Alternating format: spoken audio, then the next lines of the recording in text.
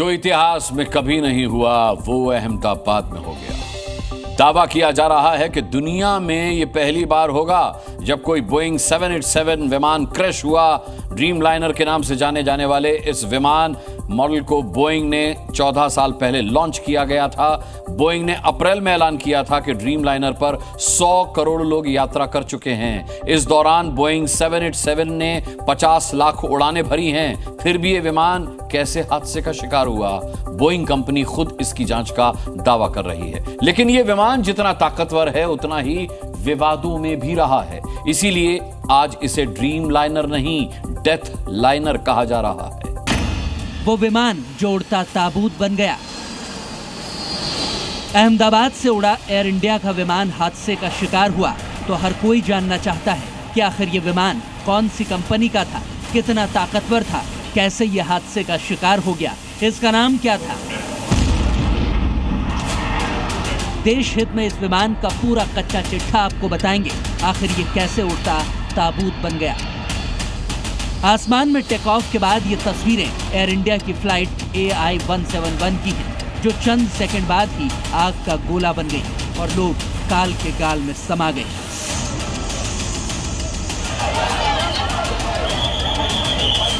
अहमदाबाद से लंदन जा रहा ये विमान बोइंग ड्रीमलाइनर 787-8 था, जो हादसे का शिकार हो गया।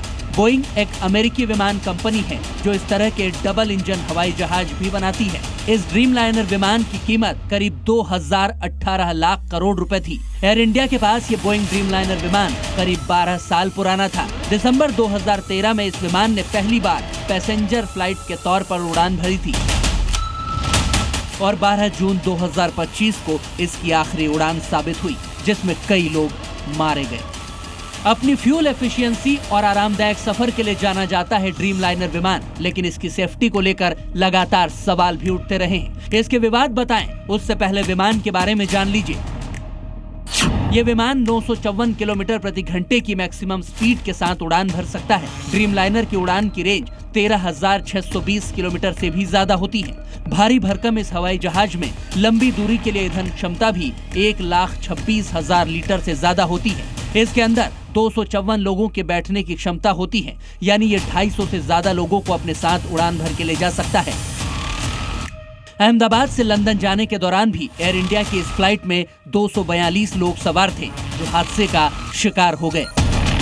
टेक्निकल बोले तो कंट्रोल सरफेस का कंप्यूटर सेटअप रिलेटेड इशू होगा। Obviously pilot will always try their level best to save their mission. जब मशीन में कोई प्रॉब्लम होता है, this is not only like this aircraft not belong to me और why Boeing has created such aircraft, whatever going to happen it will be happen with the passengers. क्योंकि आप भी तो बैठे हो ना एज ए पायलट, आपको भी तो सेफ रहना है। सो इसलिए they always try and we always try our level best. हादसे के बाद मलबा और ये भयानक मंजर बता रहा है कि ये विमान कितना बड़ा होता है। इसे समझने के लिए ये आंकड़े देखिए। बोइंग ड्रीमलाइनर 787 विमान की लंबाई करीब 57 मीटर होती है।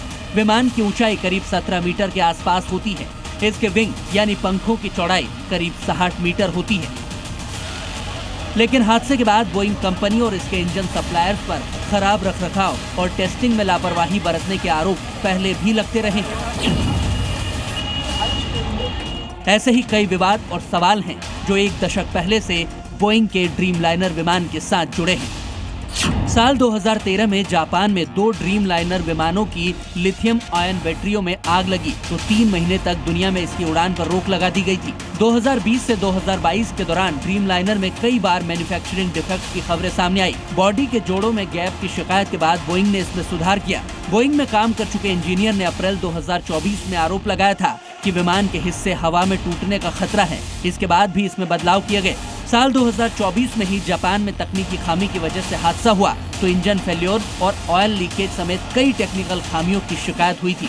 बोइंग में काम कर चुके जॉन बार्नेट ने 2024 में ड्रीमलाइनर की सेफ्टी पर कई गंभीर सवाल उठाए थे, लेकिन उनकी रहस्यमयी मौत हो गई। दावा किया जाता है कि बोइंग कंपनी विमान की सुरक्षा और ईंधन के खर्च को कम करने पर ज्यादा ध्यान देती है। क्या यही वजह है कि अहमदाबाद विमान हादसा हुआ? क्योंकि इस क्रैश ने बहुत गहरे जख्म दिए हैं। हवाई जहाज़ों में हमेशा दिक्कतें आती हैं और जब भी कोई इंजन ट्रबल्स आती हैं तो उनको कंपनी को रिपोर्ट किया जाता है। और जैसे कि ये एक बार जापान में इसी जहाज़ पे दिक्कत आई थी, उन्होंने 1 साल तक ग्राउंड कर दिए थे ये हवाई जहाज़। जैसे ही बोइंग का ये विमान हादसे का शिकार हुआ तो कंपनी भी अलर्ट हो गई, लेकिन हादसे की खबर आते ही बोइंग के शेयरों की कीमत करीब 7% तक गिर गई, क्योंकि जमीन पर आग का गोला बनकर सिर्फ विमान नहीं गिरा है, बल्कि एक बार फिर बोइंग कंपनी की साख गिरी है। ब्यूरो रिपोर्ट, जी मीडिया।